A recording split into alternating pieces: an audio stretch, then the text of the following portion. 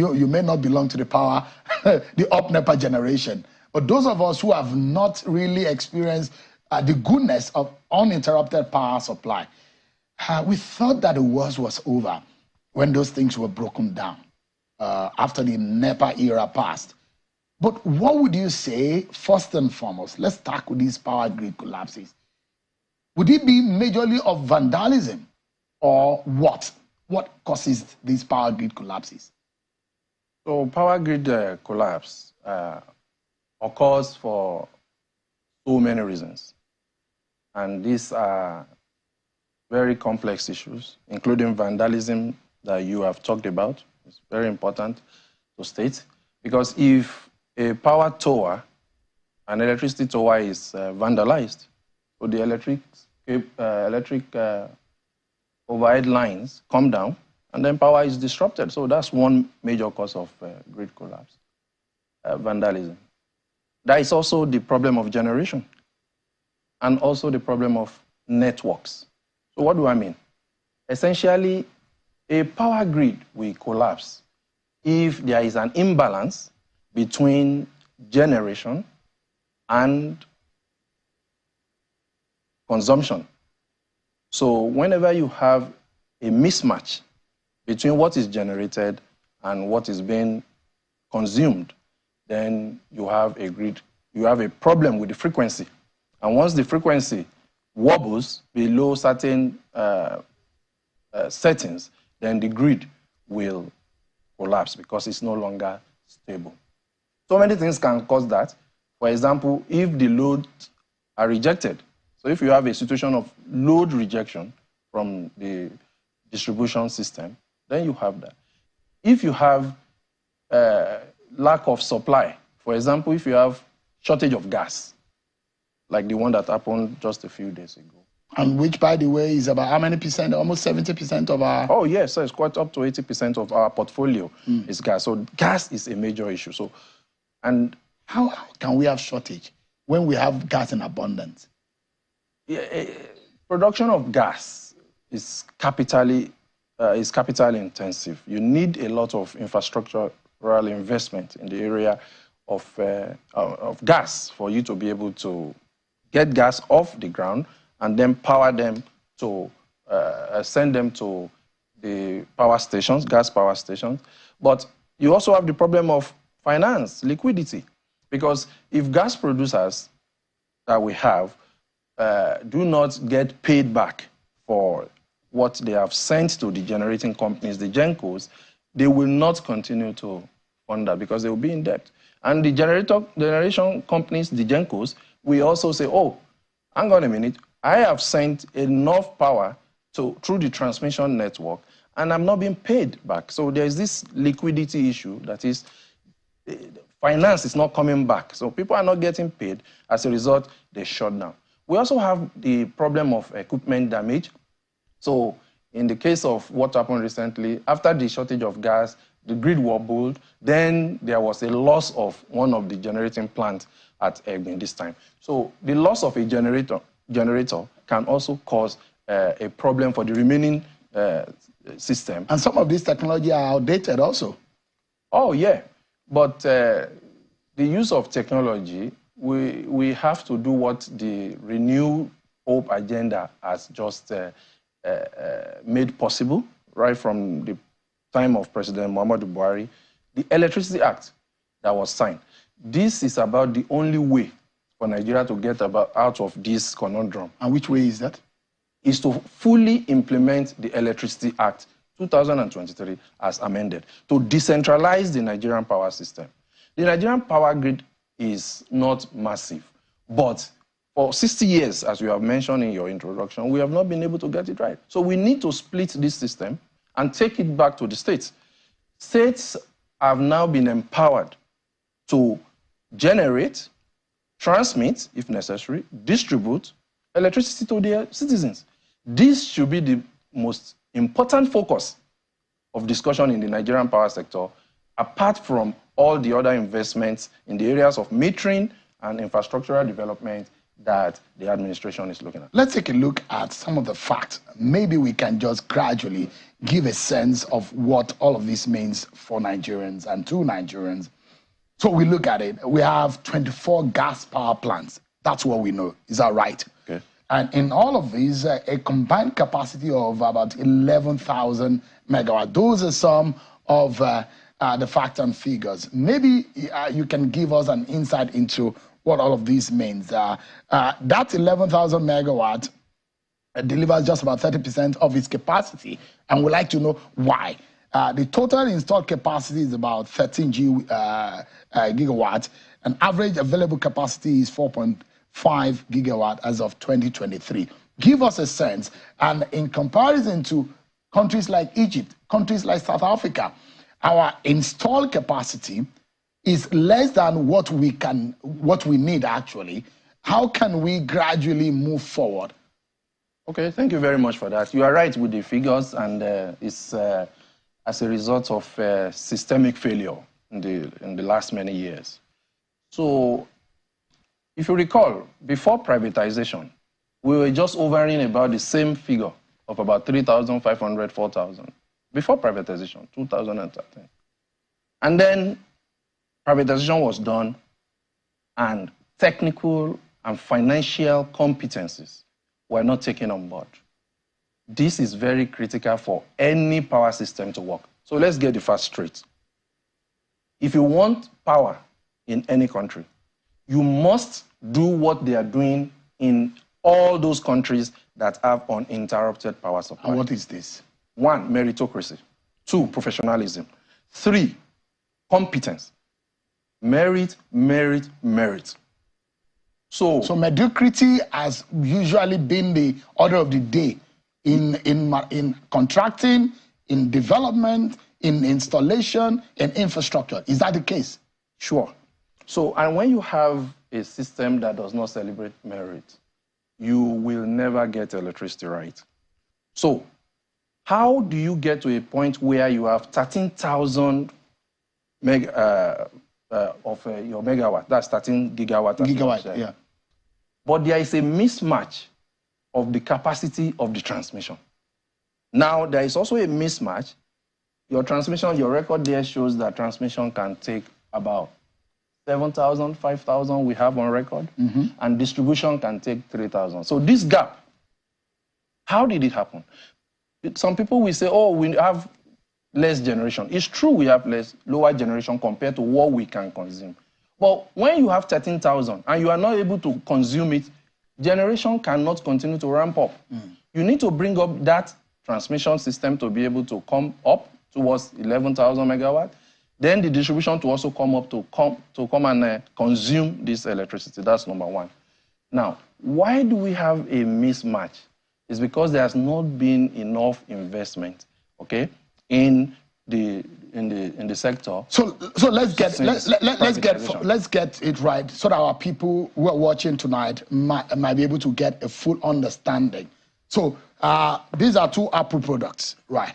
So this looks like what we are generating. It's about 13,000. Yes. And this is what we have capacity. This is what will bring light into Nigeria. That is the transmission, isn't it? So that's the mismatch we're talking about. Yes. So we have some power in some place, but unfortunately, we cannot deliver it.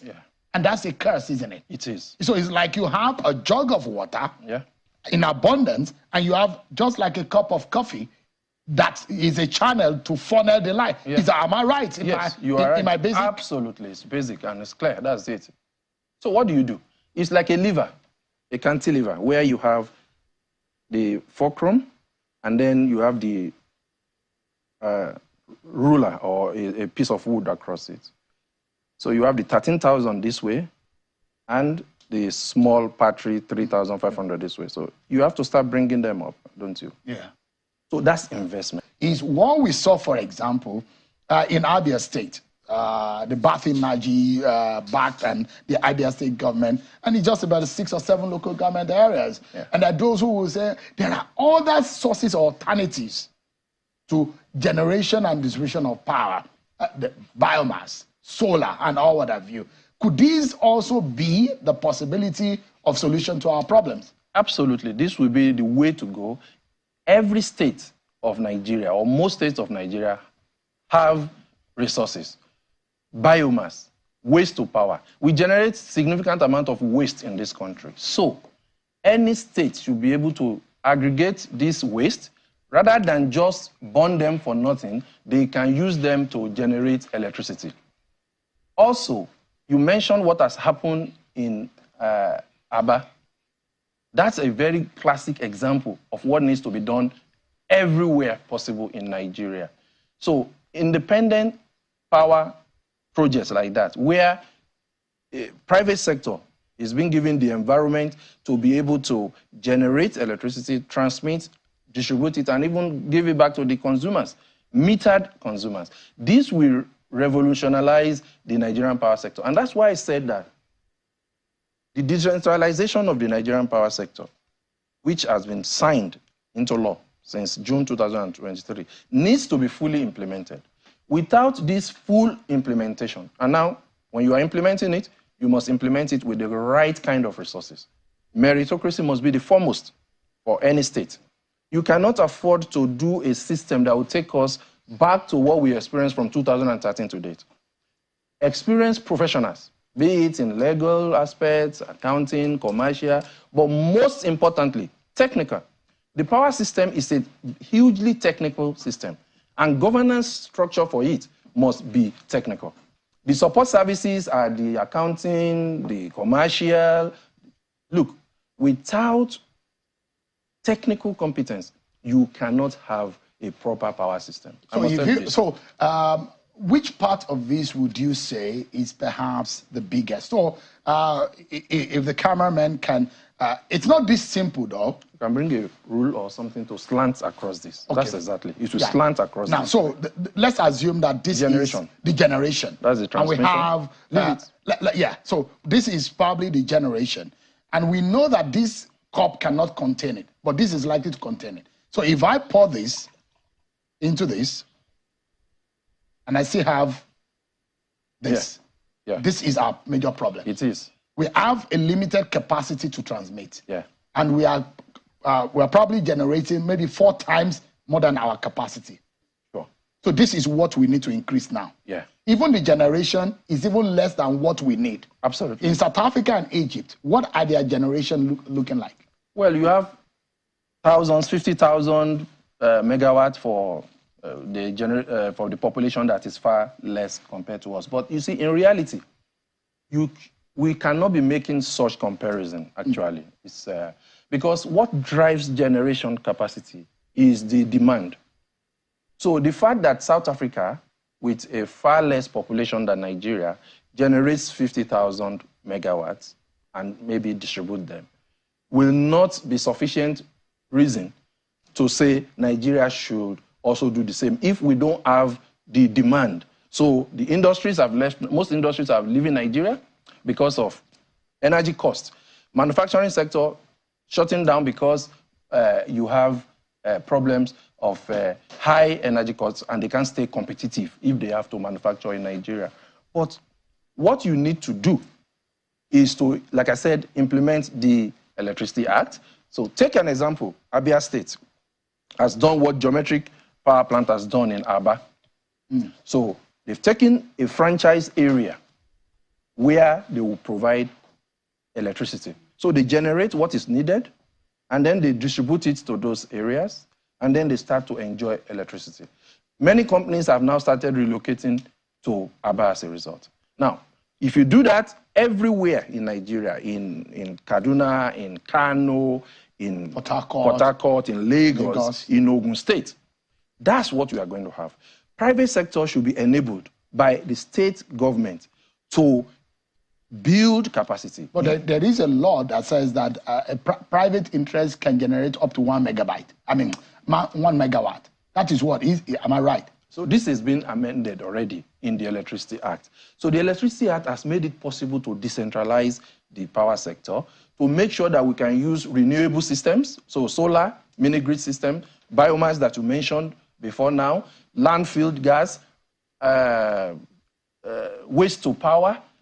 So what is needed now is for state governments to have an enabling environment that will allow private investments such as the one we have seen in Aba to flourish, and make sure that estimated billing is outlawed. Make sure that what we call protection, so there is something called protection, coordination. The lack of protection coordination in Nigerian power sector is a major disaster for this country. And that's what is causing most of the grid collapse. So, I mean, not to oversimplify things, but for the sake of those of us who are not in your sector. So, Nigeria needs maybe 3 times of what we are generating now to be able to meet up. Yeah. And that's going to be about 13,000 times 3. So you're talking about 40,000, 50,000. Yeah. So that is what we need. So about 3 times or 4 times of what. Yeah. So then state government, we don't have much a problem with distribution, do we? So the distribution is the last mile. And they are the ones that actually take the electricity to the consumers. But when distribution is having problems with their infrastructure, there's not been investment in the distribution. So they are still outdated, they are still old. And so this is why the state government needs to come in. This is why the law says, look, over to you, State Governor.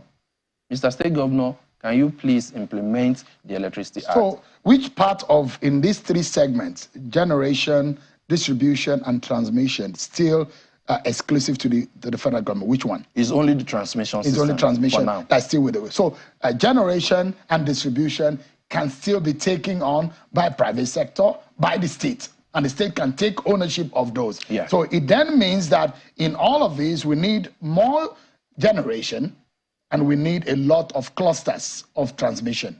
And that's it. Yeah, you are right. A lot of investment in transmission and distribution. And my recommendation is that because Nigeria is currently in the 1920s of the UK and US power system. That's how outdated our system is. Oh, yeah, that's how far back we are. What we have to do is to do exactly what they did back then, which is why I said the Electricity Act should be fully implemented. Go back to the states. Let the states take charge of the power supply of its citizens. Do regional grid. So, for example, in the Southeast, you have the Southeast regional grid. You have generation in one part of this, in all the states, and they serve the people, and the excesses are also distributed among themselves. And if they have to push power to Southwest, they can do so through this current transmission network. The same thing, we have power, significant hydro generation in the north. We have solar, we have wind power generation. You've heard of a lot of wind farms. The sun in Kano, Maiduguri, Katsina, Kebbi can fry anything without you lighting it. Look, you are right.